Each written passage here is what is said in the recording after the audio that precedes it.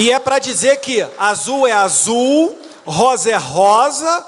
Eu gostaria de que ficasse aqui ao lado já a nossa querida ministra Damares Alves. Tem o currículo dela aí? O currículo dela? O currículo dela.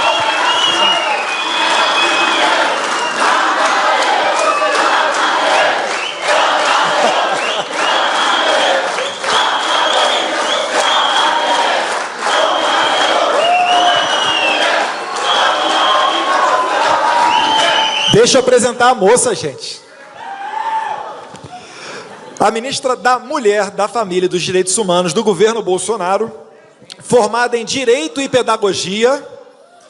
Damares Alves é defensora dos direitos humanos, de todos os humanos, não somente do humano bandido, e referência no combate, aí vem a minha admiração maior por ela, no combate a crimes como a pedofilia, infanticídio indígena e violência doméstica. Vamos ouvir um pouquinho dessa ministra, que eu também sou fã dela. Ministra, por favor. Obrigada. É uma alegria estar aqui, mas como eu sei que eu estou ao vivo, deixa eu mandar um recado para o Brasil. Alô, Brasil, eu estou há quase 24 horas com esse público, maioria jovem, e ninguém me ofereceu ainda um cigarro de maconha. E nenhuma menina ainda introduziu um crucifixo na vagina. É isso. É apenas isso. Somos criticados porque respeitamos símbolos religiosos. Somos criticados porque defendemos criança da erotização. Somos criticados porque queremos unir a nação. E eu gostaria de começar mandando um recado para uma autoridade religiosa que hoje, talvez sabendo que nós estamos aqui, acabou de dizer aí num certo lugar, numa certa missa, para que o Brasil tenha cuidado com o dragão do conservadorismo. Eles realmente devem estar muito preocupados com nós, porque somos terrivelmente cristãos.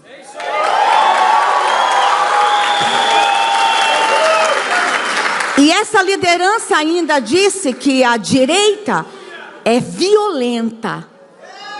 Somos violentos porque queremos uma nação de paz?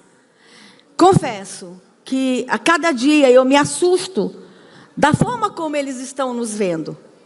Mas eles estão incomodados, sabe por quê? Porque o Brasil já mudou. Os números já estão aí dizendo que o conservadorismo vai dar certo nessa nação. Os números já estão dizendo de que nós já estamos mudando essa nação. Quando a gente abre o jornal e a gente vê 23% a menos de homicídio nos 6 primeiros anos, nos 7 primeiros meses do ano, os especialistas do mundo inteiro estão olhando para cá. Os estudiosos estão batendo cabeça, eles não estão conseguindo explicar como é que em 7 meses nós já diminuímos a violência no Brasil. Eles estão malucos. E eu vou dizer uma coisa para eles, a única resposta é: o povo de bem dessa nação se levantou, e o povo de bem dessa nação está governando essa nação. Simples assim. É isso. É só isso. Nós estamos incomodando. E eles não nos aceitam no poder. Temos sido atacados, e eu gostaria agora de falar um pouco de mim, como fui atacada porque fui escolhida ministra. E quando fui escolhida foi uma surpresa para mim. E eu hesitei, pedi 7 dias para pensar e não queria aceitar, não queria. Mas aí eu vi alguns elementos que vieram para o nosso movimento. Vocês sabem que veio muita gente conosco e que não pensava como a gente pensa. Muita gente que veio de uma forma um tanto oportunista ficar do nosso lado. E eu vi alguma dessas pessoas levantando o dedo dizendo: se ela não quiser, eu quero. Aí eu disse: não, quem vai para lá sou eu. Aceitei, eu vim. Estou ministra. E o nosso presidente constrói e entrega para essa nação o Ministério da Mulher, da Família e dos Direitos Humanos. Um presidente machista entrega para o Brasil o Ministério da Mulher. Vocês conseguem entender a loucura que está na cabeça desse povo? Não estão entendendo nada. Estão entendendo nada. Eles não estão entendendo que o que nós queremos. é restauração de nação. O que nós estamos querendo é a unificação desta nação. Eles não estão entendendo o que está acontecendo. Eles não estão entendendo que quando o presidente construiu esse ministério, ele trouxe para o ministério a Secretaria de Criança, da Juventude, da Mulher, da Família, do Idoso, da Pessoa com Deficiência, e começaram a dizer assim, tudo isso é direitos humanos? E o presidente, da forma inteligente que ele construiu o ministério, gente, ele mandou um recado para o Brasil, ele fez uma releitura com o Brasil do que é de fato direitos humanos. Cuidar de criança é direitos humanos. Cuidar de idosos é direitos humanos. Acesso à educação é direitos humanos. O presidente começou a dialogar com o Brasil e, para a tristeza da esquerda, nunca se falou tanto em direitos humanos no Brasil como nos dias de hoje. Nunca se defendeu tantos direitos humanos no Brasil como hoje. E eles não estão entendendo o que está acontecendo no Brasil. Achavam que quando a ministra maluca, radical, pastora, homofóbica, fascista, assumisse o ministério, nós íamos sair na rua numa grande cruzada contra gays. O que meu presidente falou?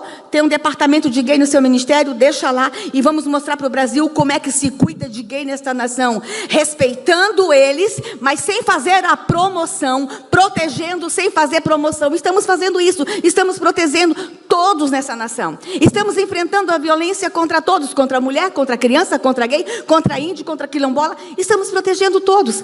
Eles não estão entendendo.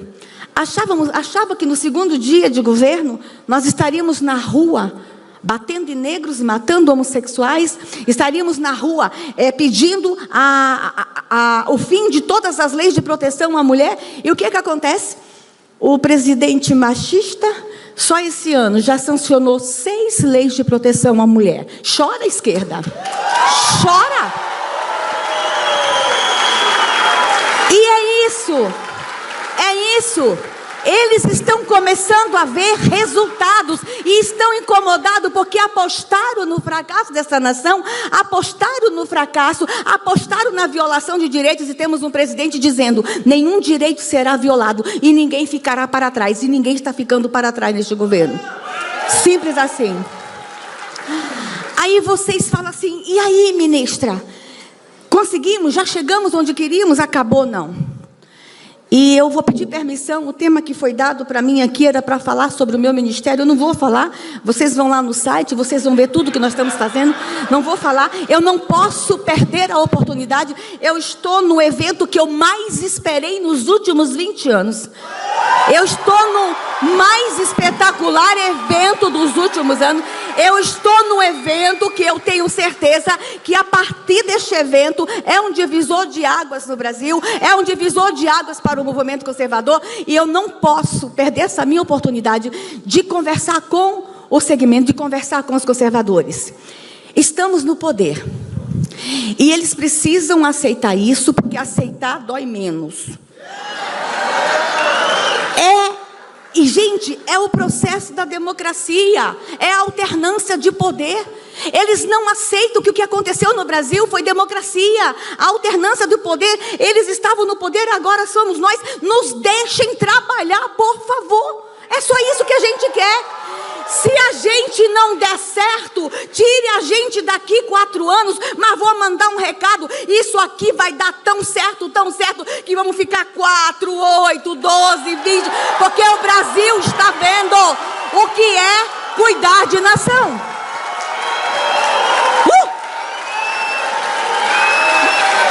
Ok. Agora é o seguinte, nós não podemos subestimar o outro lado. Eu quero, infelizmente, dizer a vocês que eles estão ativos, organizados, e eles estão querendo usurpar o poder novamente. Portanto, eu quero falar com vocês que nós precisamos ter alguns cuidados e nós precisamos começar, a partir de agora, nos organizar de uma forma mais profissional, de uma forma mais madura. Me permita falar sobre isso. E eu sei exatamente o que estou falando, eu sei como eles lidam, e eu gostaria de mostrar para vocês aqui agora algumas das situações que eu enfrentei quando eu estava nos bastidores do poder. Eu e o presidente Bolsonaro, nós nos conhecemos lá do Congresso Nacional. O presidente Bolsonaro não me escolheu porque soube que tinha uma pastora linda, maravilhosa. Não. A nossa militância vem lá de trás juntos. Nós fizemos muita coisa juntos. E por conhecer exatamente como o outro lado trabalha, eu preciso dizer para o nosso movimento o seguinte: nós não podemos subestimar o cão. Nós não podemos subestimar o mal. Nós precisamos estar cada vez mais em alerta e preparados. Eu vou dar um exemplo para vocês de como eles trabalham. Diferentemente de nós, eles jogam sujo, jogam pesado. Diferentemente de nós, que temos como motivação a fraternidade, a paz, a prosperidade, famílias seguras, eles têm outras motivações. Uma delas é encher o bolso de dinheiro. E eles estão prontos, e eles jogam pesado, eles usam de estratégia. E aqui eu quero chamar a atenção de todos vocês. Eu estou vendo um monte de jovem aqui muito feliz. A nossa luta não acabou, nós estamos apenas começando. Nós não podemos, de forma alguma, deixar de estarmos vigilantes e começar a nos organizar para agir daqui para frente. O movimento conservador hoje começa uma nova etapa na sua história. Este evento aqui, eu acho que ele vem para nos dar norte, nos dar diretrizes, e temos que sair daqui com estratégias muito bem preparadas, elaboradas. Uma delas, que a gente tem que começar a pensar hoje, imediatamente, nós vamos ter que ocupar as prefeituras e as câmaras de vereadores, nós vamos ter que nos organizar para a eleição municipal, nós vamos ter que fazer o maior número possível de vereadores, de vereadoras e de prefeitos. Essa é uma das estratégias que temos que sair daqui hoje, já trabalhando nela. Por que sua preocupação, ministra? Porque eles jogam, eles sabem jogar. Deixa eu dar um exemplo para vocês. Pode aqui abrir o meu slide, quem estava me ajudando, por favor? Veja só. Um exemplo. Em 2008, estava no Congresso Nacional um projeto de lei enviado pelo Executivo para se criar no Brasil o Ministério da Pesca. Pode passar. O projeto de lei era esse, 3960 de 2008. Volta, por favor, volta o slide. Por que eu quero falar sobre isso? Por anos, gente, nós tivemos um exército de conservadores que trabalhou de forma anônima no Congresso Nacional. E eu preciso fazer uma homenagem a este exército. Meninos e meninas anônimas. E eu estava lá com esse exército no passado. Muita coisa foi evitada no Congresso Nacional e no Brasil de hoje, porque esse exército estava trabalhando muito. Deixa eu mostrar só esse exemplo para vocês, desse exército conservador, que trabalhou tanto nos bastidores. E muitos deles estão sentados aqui hoje, muitos deles foram meus parceiros. O Executivo manda esse projeto de lei, que era para criar no Brasil o Ministério da Pesca. Esse projeto era unanimidade. Unanimidade. Todo mundo concordava, todos os partidos, todos os líderes. Um sábado de manhã, eu estava dando uma palestra numa igreja, chegou um consultor da Câmara e disse assim: Damares, por que vocês, do Exército, não estão acompanhando o projeto de lei do Ministério da Pesca? Eu disse: porque somos a favor. O nosso setor pesqueiro no Brasil é muito grande, nós precisamos ter um ministério para fomentar mais a pesca, não temos nada contra. E esse consultor disse: leia a emenda 34 do projeto de lei. Eu fui atrás da emenda 34 no sábado à tarde. Quando eu abri a emenda 34 de uma parlamentar, eu vou evitar dizer nomes, para não dizer que a gente está aqui criticando pessoas. A emenda 34 dessa deputada do PT, o projeto era para criar o Ministério da Pesca. Veja o que dizia a emenda dela. Cria-se no Brasil Conselho Nacional da Promoção da Cidadania de Gays, Lésbicas, Bissexuais e Travestis. O que tem a ver pesca com gay? O que tem a ver peixe com gay? Isso daqui é o que nós chamávamos no passado de jabuti. Por que essa emenda foi apresentada àquele projeto de lei? Porque o projeto, ele seria aprovado imediatamente, ninguém ia questionar suas emendas. Então, vocês sabem como que era uma votação, como que é uma votação? O presidente da comissão diz: quem é a favor do projeto fica como está, os que são contra se manifestem. Ninguém ia se manifestar, seria aprovado o projeto e suas emendas. Era um sábado à tarde e o projeto seria votado numa terça. Vocês conseguem imaginar o que esse exército dos bastidores teve que fazer? Procurar um deputado que estivesse em Brasília sábado à tarde, convencer esse deputado a entrar na comissão especial. Esse deputado convenceu o presidente da Câmara a fazê-lo entrar na comissão. Só tínhamos a segunda-feira para publicar no Diário Oficial a entrada dele na comissão. Vocês não têm ideia como a gente trabalhava nos bastidores naquela época. Nós não tínhamos um movimento tão grande como esse. Nós muitas vezes fomos vozes solitárias. E eu vou dizer, e muitas vezes só podemos contar com um parlamentar que, por obra e graça de Deus, é presidente da República hoje. Na terça-feira, eu quero dizer para vocês que na terça-feira conseguimos aprovar no Diário da Câmara, esse parlamentar que nós conseguimos no sábado entrou, e na terça-feira o plenário estava lotado para voltar o projeto de lei da pesca. A comissão estava lotada de pescador, não, de gay. Eu quero que vocês imaginem a hora que começou a votação. Aquele deputado, que eu não vou dizer o nome, que entrou na comissão, eu quero que vocês imaginem a cara do deputado quando ele entrou no plenário. Ele era pastor. Na hora que ele entrou, de cabeça erguida. E euzinha atrás. Na hora que o movimento viu que a gente entrou, foi assim, visível. Vixe, descobriram. Na hora que o presidente disse, os deputados que estão a favor do projeto, fiquem como estão, era a votação final, os que estão contra, se manifeste, o nosso deputadozinho do bem levantou o dedo. Aí o deputado disse, mas deputado, o presidente, o senhor está entrando hoje, quer interromper a votação, o presidente Lula tem pressa, esse ministério tem que ser aprovado hoje. Ele, sou contra. Mas o senhor é contra o quê? Sou contra a emenda 34. Quando pegaram para ler, nenhum parlamentar tinha lido a emenda 34. Esse é um dos exemplos da forma como eles usavam o Congresso Nacional e da forma como eles são inteligentes e articulados. E nós vamos precisar ser inteligentes e articulados. Nós vamos precisar, a partir de agora, trabalhar de uma forma inteligente e com muitas estratégias muito bem preparadas e elaboradas. Pode passar o outro exemplo aqui, vou mostrar aqui para vocês. A violência silenciosa, o aborto. Vocês sabem por quantos anos eles tentaram aprovar o aborto no Brasil e as armas que eles usaram para aprovar o aborto no Brasil? Pode passar. O projeto de lei mais antigo que eles tramitaram lá no Congresso Nacional foi o 1135/91, de um deputado aqui de São Paulo. Esse projeto tramitou por 20 anos. Por 20 anos tentaram aprovar o aborto no Brasil. Inclusive tinha uma emenda que poderia liberar o aborto até 9 meses no Brasil, de gestação. No ano de 2006... nós ganhamos por um voto na Comissão de Seguridade Social e Família. Foi em 2006 que a bancada evangélica e a bancada católica resolvem parar de brigar, se unem e formam a Frente da Família. A partir daí, as coisas começam a mudar no Congresso Nacional. Em 2008, o projeto vai para a pauta.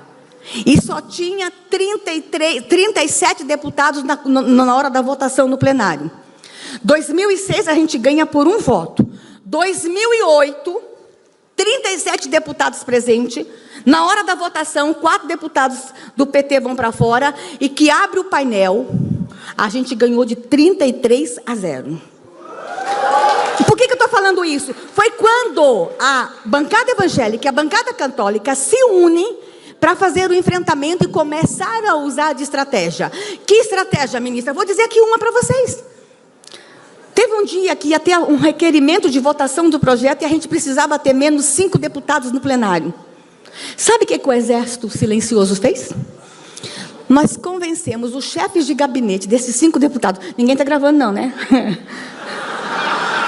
A Marinha, de vez em quando, convida os deputados para irem na Antártica, conhecer a Antártida. E a gente convenceu 5 chefes de gabinete que os 5 deputados deles tinham que ir para a Antártida, porque é um privilégio conhecer a Antártida. Poucos seres humanos no mundo vão conhecer a Antártida. Os chefes de gabinetes acreditaram nisso e convenceram os 5 deputados da comissão a ir para uma verdadeira fria. Por que eu estou falando isso? Agora eu posso falar, agora eu posso. Já passou o projeto. Nós trabalhávamos, esse exército silencioso, que criou todo esse movimento no Brasil, trabalhou de uma forma muito estratégica, lá nos bastidores, em silêncio. No dia da votação, em 2008, do 1135, nós sabíamos quem eram os deputados evangélicos e os deputados católicos, e nós fizemos a seguinte estratégia. Nós colocamos a TV Canção Nova na porta da frente e a TV Gênesis na porta de trás do plenário. Quando um deputado... Está aqui Rosana Justino, que acompanhou isso, eu estou vendo ela aqui. Quando um deputado católico levantava para fugir da votação, a TV Canção Nova ligava as câmeras e entrevistava ele. O senhor vai sair do plenário? O senhor está falando ao vivo para os católicos? Ele, não, vou no banheiro e já volto. Foi assim que a gente venceu. Nós usamos de estratégia. E aí, qual é o meu recado agora como ministra conservadora? Nós vamos precisar usar estratégias para o bem. Porque eles estão usando as estratégias dele para voltar ao poder, gente. Nós precisamos sair daqui deste evento, meu Deus, de que forma? Com direcionamentos, com comandos. Nós vamos ter que sair daqui deste evento com norte. Porque se a gente não se organizar, eles vão voltar. E eles jogam de todas as formas. Pode passar aqui, olha só. Ninguém filma o nome dela. Mas eles queriam aprovar o aborto no Brasil, dizendo que milhões de mulheres no Brasil morrem por ano por causa do aborto. Dá uma olhadinha no post dessa parlamentar. Ela colocou lá que morre mais de 1 milhão de mulheres no Brasil por ano por causa do aborto. Eles usam números, manipulam estatística, eles manipulam informações para chegarem aonde eles querem. Eles jogam sujo. Eu preciso dizer para vocês que eles não estão mortos, eles estão vivos e se articulando. E o movimento conservador vai precisar se organizar para fazer esse enfrentamento. Aí, quando o exército foi para cima dizer para ela, mostre aonde estão 1 milhão de túmulos por ano no Brasil de mulheres que morreram por causa do aborto. Mostre 1 milhão de atestado de óbito por ano. Aí ela muda o post. É 1 milhão no mundo. Deixa eu dizer uma coisa para vocês, gente. Por ano no Brasil, segundo o relatório do DataSUS, naquela época, morria menos de 60 mulheres por ano por causa do aborto. Agora vocês imaginam como eles manipulavam estatísticas, dados e informações. Foi dessa forma que a gente trabalhou nos bastidores e foi dessa forma que a gente pôde contar com o então deputado Jair Bolsonaro, quando a gente levava as informações para ele. Muitas vezes ele era a voz solitária no Congresso, ele levantava naquela tribuna e gritava e berrava, porque nós... O exército conservador precisava de um homem corajoso, de um macho. E a gente encontrava um macho. Pode passar. Pode passar a próxima imagem. Pode passar a próxima imagem. A descriminalização das drogas, outra pauta de valores. Que nós não somos a favor, que o movimento conservador não é a favor. Eles lutaram anos para liberar as drogas no Congresso Nacional. Anos. Tiveram ali a resistência do deputado Jair Bolsonaro.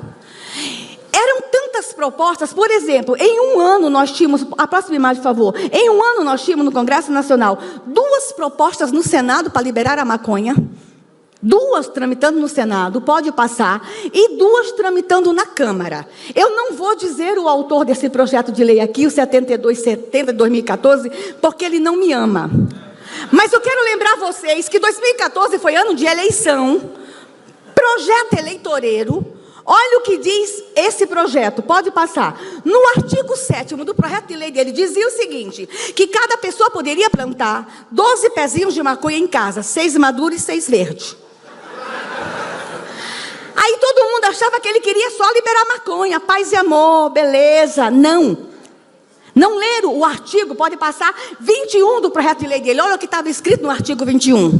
Conceda-se anistia a todos que estão presos porque venderam maconha antes da sanção desta lei. Ele queria aprovar a lei para liberar maconha, mas pediu o efeito retroativo, a retroatividade da lei para beneficiar o réu. Libera a maconha e solta os traficantes. Era isso que a esquerda queria em 2014. Aí, o exército do silêncio começa a articular e começa a falar para alguns parlamentares corajosos, e a gente denunciou. Esse projeto não foi aprovado. Ele ficou tão triste que foi embora do Brasil. Passa! Passa! Pode passar. Eu não falei o nome dele. Gente, vejam só. O que nós encontrávamos no Congresso Nacional e que a gente tinha que trabalhar de uma forma organizada. Os jabutis e as estratégias deles, usando o regimento interno, usando o Congresso Nacional, usando verba pública para alcançar objetivos escusos. E nós que somos violentos? Nós que enganamos? Nós que mentimos? Nós que estamos violando direitos? Estou acabando, gente. Deus, pare esse relógio. Bom, 2009, volta um slide, por favor. Volta um slide, volta. Mais um, volta mais um. Em 2000, volta, continua. Nós fomos surpreendidos em 2009 com um decreto presidencial, que é o PNDH 3, que é o Programa Nacional de Direitos Humanos 3, que ainda está em vigor. E para que o 3 caia, nós temos que apresentar o 4, e quem está escrevendo o 4 é a ministra radical homofóbica. Nesse PNDH 3, e quem vai assinar o PNDH 4? Meu Deus, é bom demais. O parlamentar que mais criticou o PNDH 3, Jair Messias Bolsonaro. Pode passar. Pode passar. Pode passar. No PNDH 3, estava lá muito claro que era para reconhecer todas as configurações familiares no Brasil. Mas o objetivo final, se vocês lessem, é que as pessoas não liam na época, reconhecer e incluir no sistema de informação do serviço público todas as configurações familiares constituídas por lésbicas, gays, bissexuais, travestis, transexuais, com base, aí eles põem transexuais, vírgula. Se eles tivessem colocado um ponto em transexuais, a gente não tinha gritado tanto naquela época. Mas eles colocam uma vírgula e escrevem com base na desconstrução da heteronormatividade. Então, nós temos um decreto presidencial em vigor ainda que determina a desconstrução da heteronormatividade no Brasil. Esse decreto, ele norteia todas as políticas públicas do Ministério dos ministérios e as novas leis que serão apresentadas. Pode passar. Logo em seguida, nós somos surpreendidos com algumas políticas públicas no Brasil. Uma delas, e aí me chamam de radical, me chamam de chata, uma delas que a gente encontra no Ministério da Cultura e que esse ano ainda teve reflexo, é um projeto chamado de desprincesamento. Eles tinham um projeto com dinheiro público no Ministério da Cultura, com base no PNDH 3, de desprincesamento. O que era isso? Ninguém podia mais chamar menina de princesa no Brasil. Ninguém podia mais falar menina e menino. E quando eu falei que menino veste azul e menina veste rosa, o recado é o seguinte: menino vai ser menino, menina vai ser menina, menina pode ser princesa, menino pode ser príncipe e veste a cor que quiser. É isso.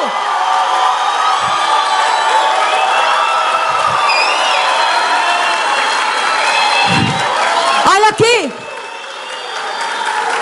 E o recado, pode sentar, me dá mais 2 minutos. E o recado que eu mandei para eles foi: minha filha é princesa, porque minha filha é filha de rei, e filha de rei é princesa. Gente, o patrulhamento no Brasil era tão grande, que nós temos um caso do Lago Sul de uma mulher que tem uma loja de criança, e agora, em novembro, uma pessoa entrou na loja para comprar uma roupa para criança de 2 anos, a pessoa entrou e disse: eu quero uma roupa para uma criança de 2 anos. Qual é a resposta óbvia que a vendedora dá? A vendedora perguntou: menino ou menina? A compradora começou a gritar dentro da loja que era uma discriminação, que criança é criança, que não tem menino, que não tem menina, e foi uma confusão. Estava desse jeito no Brasil. O governo Bolsonaro veio para dizer o seguinte: chega de confusão no Brasil, deixe menino ser menino, deixe menina ser menina, deixe criança ser criança. É para isso que a gente veio. A gente só quer uma nação de paz, uma nação sem patrulhamento. E o nosso ministério está caminhando nessa direção. E o povo está vendo que é só isso que a gente quer: proteger criança. Pode passar, estou encerrando, pode passar. A próxima imagem, pode passar. Aí, tem um deputado que foi embora, que aí, pensando no PNDH 3, e que eles iam ficar eternamente no poder, apresenta o projeto de lei, pode passar, de mudança de sexo para criança, e é verdade, e vocês leiam. O problema deles é que tinha um exército de conservadores nos bastidores lendo. No parágrafo 1º do artigo 5º, diz aqui claramente que a criança poderia mudar de sexo, mesmo sem o consentimento do pai e da mãe. Leia, está aqui, parágrafo 1º do artigo 5º. E eles ficaram muito incomodados com aquele exército nos bastidores e com aquele parlamentar nos bastidores. E continuem bastante incomodados, porque aquele exército hoje é uma multidão nesta nação. E aquele parlamentar nos bastidores é o presidente da República. Gente, eu só tenho a dizer para vocês o seguinte: a eleição do presidente Bolsonaro, que não tem explicação científica, não tem explicação humana, não tem explicação nenhuma, a não ser divina. A eleição do presidente Bolsonaro veio no Brasil interromper um ciclo de dor e de sofrimento. Ele já interrompeu esse ciclo de dor e sofrimento. Nossas crianças estavam sob ataque. As políticas públicas em defesa da infância eram mentira, não existiam no Brasil. O Disque 100 era uma farsa. Eu agora herdei no Ministério um déficit, eu herdei uma fatura. Nós não temos unidade socioeducativa no Brasil, porque eles não queriam recolher os meninos que cometem atos infracionais por pura ideologia. O menino tem que ficar na rua cometendo crime e colocando a vida dele e de outro em risco. Pura ideologia. Esse governo vai ter que construir 62 unidades. Não temos dinheiro ainda, mas seremos uma nação rica, seremos uma nação próspera, teremos as unidades socioeducativas para recolher nossos meninos e meninas. Eles esconderam do Brasil e do mundo as violações de direito que eles cometiam. Como assim, ministra? Na palestra mais cedo do Bernardo, ele disse que estão lá em Roma dizendo que o infanticídio indígena não existe. Eles estão lá falando que nós aqui estamos violando o direito dos índios. Nunca se pensou tanto em índio no Brasil como neste governo. Vocês não têm ideia quão generoso é o coração do nosso presidente. Que homem extraordinário está governando essa nação. Sabe quantas vezes eu vi sair lágrima dos olhos do meu presidente quando eu mostro a imagem das crianças indígenas tendo direitos violados nessa nação? Por inúmeras vezes. O meu presidente me chamou um dia e disse o seguinte: ministra Damares, construa esse ministério de tal forma que ninguém no Brasil nunca pense em a gente acabar com o Ministério de Direitos Humanos de novo. Mostre para o Brasil o que é direitos humanos. E nós estamos mostrando para o Brasil o que é direitos humanos. Nós estamos mostrando para o Brasil que o primeiro e o maior de todos os direitos humanos é o direito à vida. E nós estamos protegendo a vida. E nós estamos mostrando para o Brasil. Olha só, tem muita gente perguntando o que é essa ministra maluca, porque eu sou maluca. O que essa ministra maluca está fazendo indo atrás dos corruptos? O presidente Bolsonaro tem a convicção que eu tenho. A maior violação de direitos humanos desse país foi a corrupção. E nós vamos combater a corrupção à luz dos direitos humanos. Simples assim. Quando eu falo para vocês que esse governo veio interromper um ciclo de dor e sofrimento, eu vou mostrar apenas uma imagem. Eu poderia falar de todas as dores e sofrimento das crianças no Brasil. Eu vou mostrar apenas uma. Quem estiver grávida, feche os olhos. O começo é muito triste, mas o final é muito feliz. Por favor, abra esse vídeo. Pode passar. Não vai conseguir?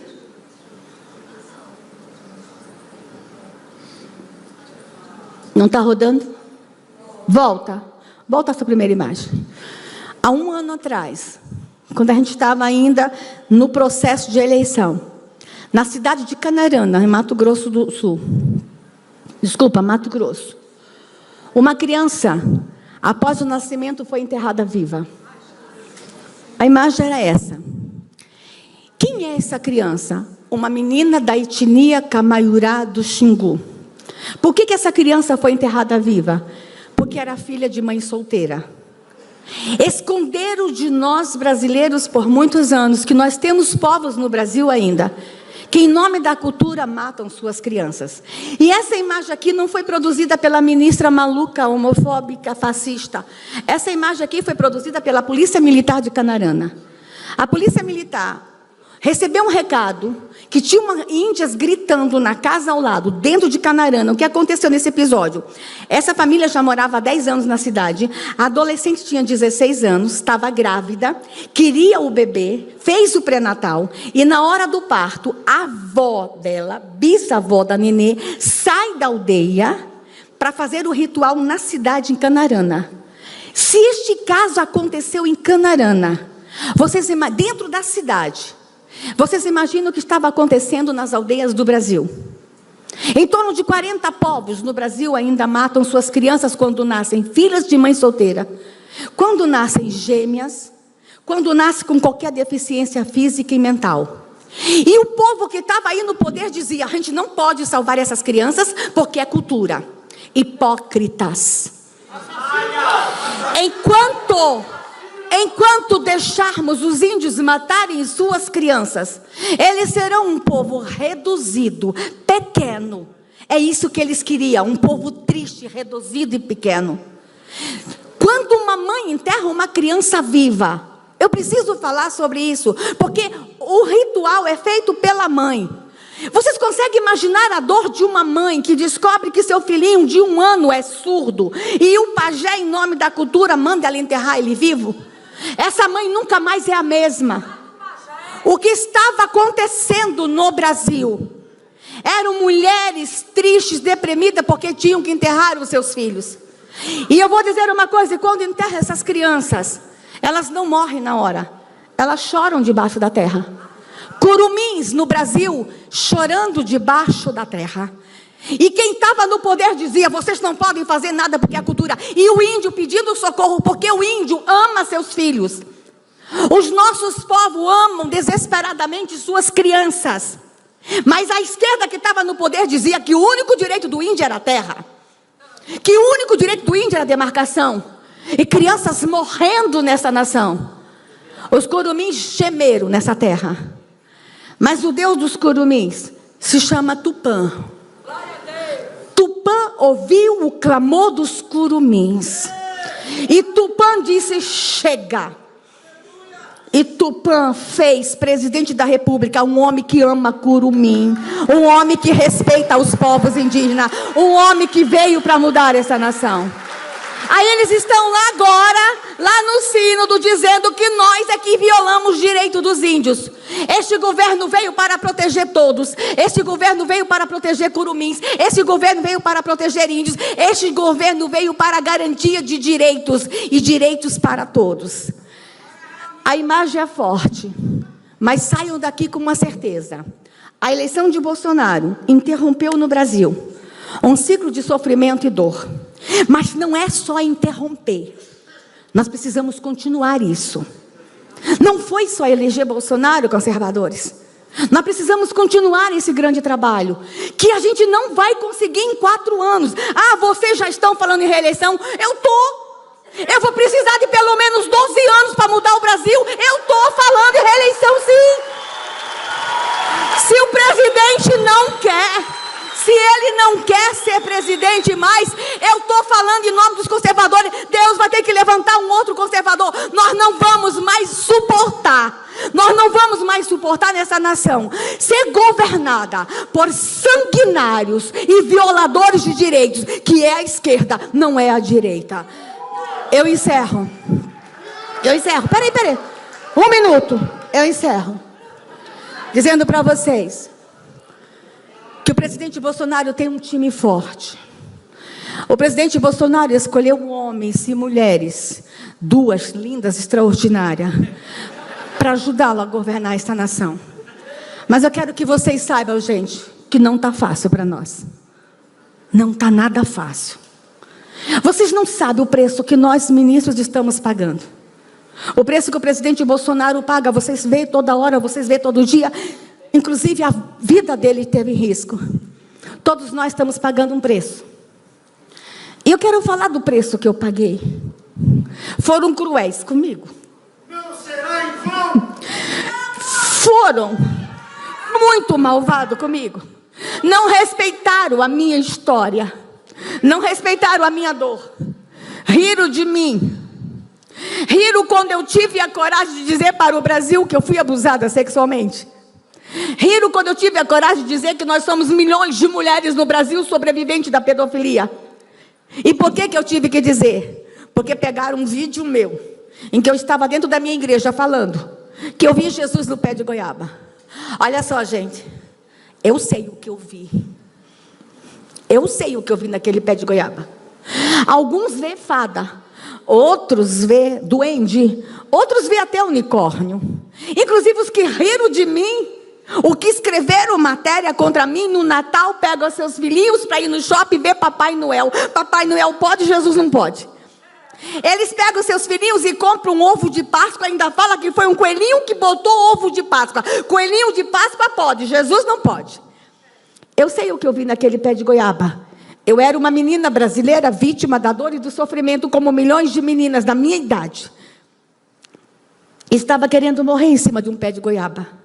E eu tive a minha experiência de fé naquele pé de goiaba. Acredite vocês se vocês quiserem, mas era eu e ele naquele pé de goiaba. Riram da minha história.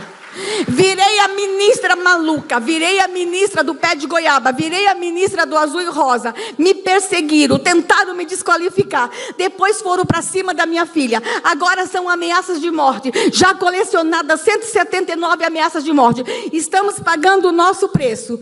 Mas a gente vai mandar um recado para a esquerda. Quando a gente aceitou o desafio, a gente sabia que não seria fácil. Pode bater. Quanto mais bate, mais esse governo cresce. Pode bater. Quanto mais bate, mais esse time está ligado. Que Deus abençoe o Brasil. Que Deus abençoe os conservadores. Nós não temos medo. Nós vamos continuar. Estamos construindo uma grande nação. Obrigada, Eduardo Bolsonaro, por este evento. Obrigada, Brasil.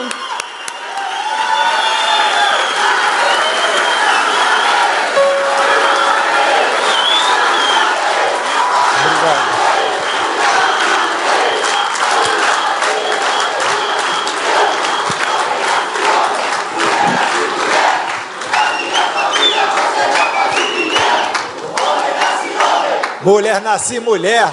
Na minha família você não faz o que quer. Boa, boa, pessoal. Nada mais certo do que os humilhados serão exaltados, não é isso? Amém. Parabéns, ministra. Não é à toa que o pessoal aqui tem esse carinho todo pela senhora. Parabéns. Um discurso emocionante e sucesso no trabalho da senhora. A gente está junto.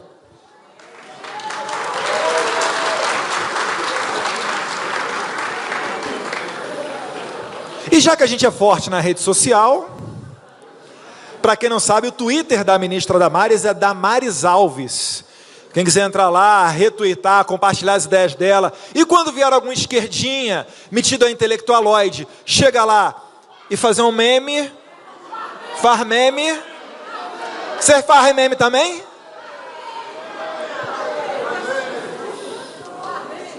Nada melhor do que a realidade para contrapor a bolha que esse pessoal vive, né?